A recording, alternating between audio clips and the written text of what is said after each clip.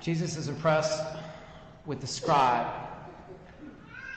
who appears to have taken the words of the law to heart, as Deuteronomy said. He answers with understanding to Jesus. He appears to get it. As a priest, I can appreciate this, being impressed by someone who gets it about the kingdom. A few weeks ago at youth group, one of our teens showed understanding with one of the mysteries of our faith. It was amazing. The OCIA folks, those adults who are choosing to become Catholic, have always impressed me with their love for Christ and the gospel. Last Tuesday, I was impressed with the crowd at the Catholic 101 series that I'm leading. I talked for like an hour straight. It was like a lecture about deep, heavy-duty stuff. The Bible, the Trinity, the church, and they didn't fall asleep. It's like an hour straight. And then one at the end said, "You didn't talk about this?" I'm like, "You gotta be kidding me." Wow. Impressive. Now, it's not just what the scribe is saying, it's a fact that as a scribe, he is saying it. Because Jesus lays into the scribes and Pharisees in the gospel as teachers of the law, but not doers of the law. They had the law in their minds and they taught others, but not in their hearts. And he would say about them, do as they say, not as they do. So for the scribe to show not only understanding in his mind, but in his heart, that he has the kingdom, he has the law in his heart, that was significant to Jesus and should be to us. And he says, "You are not far from the kingdom of God." I can't think of too many times Jesus gives a compliment in the gospel, but this is one of them.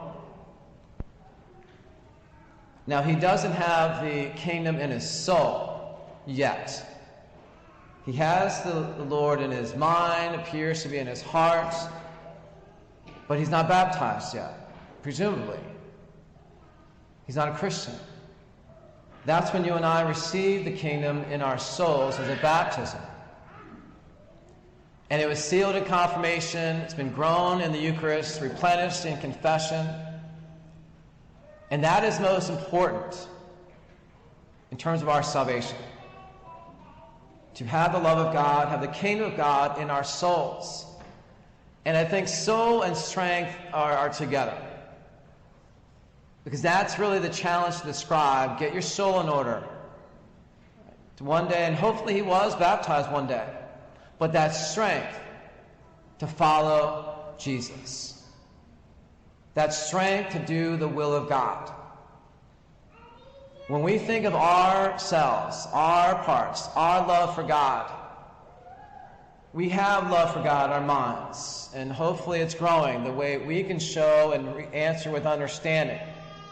That's so many things we're offering here is to grow in that understanding, grow in love of God in your mind. We have love for God in our hearts.